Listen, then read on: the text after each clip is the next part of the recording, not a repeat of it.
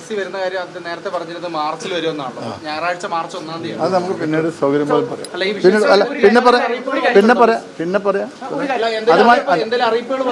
നമുക്ക് വളരെ വിശദമായി ആ കാര്യം സംസാരിക്കാനുണ്ട്.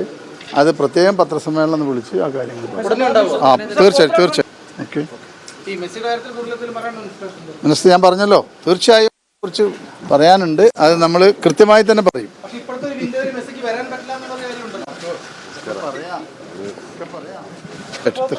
ഈ യോഗാഭ്യാസത്തിന്റെ മറവില് ആയുധ പരിശീലനം നടത്തുന്ന NIA ഒരു റിപ്പോർട്ട് നൽകിയിട്ടുണ്ട്.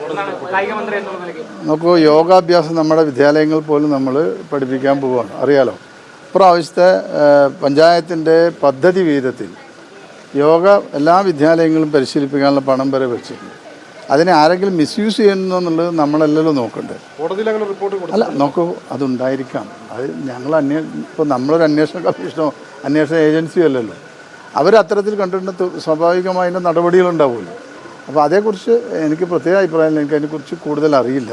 പക്ഷേ യോഗ പോലുള്ള അഭ്യാസ മുറകൾ എന്നുള്ളത് അത് ആരോഗ്യവുമായി ബന്ധപ്പെട്ട കാര്യങ്ങളാണ്. അതിനെ കൂടുതൽ പ്രോത്സാഹിപ്പിക്കാനാണ് നമ്മൾ കായിക വകുപ്പ് ഇപ്പോൾ വിദ്യാഭ്യാസവുമായി ചേർന്നിട്ടുള്ള സ്കൂളിൽ വരെ യോഗാഭ്യാസം പഠിപ്പിക്കാൻ ഇപ്പോൾ തീരുമാനിച്ചത്. ബഹുമാനപ്പെട്ട പ്രധാനമന്ത്രി തന്നെ ആ കാര്യത്തിന് കൂടുതൽ പരിശീലനം നൽകണമെന്നാണല്ലോ അദ്ദേഹം തന്നെ പറഞ്ഞിട്ടുള്ളത്.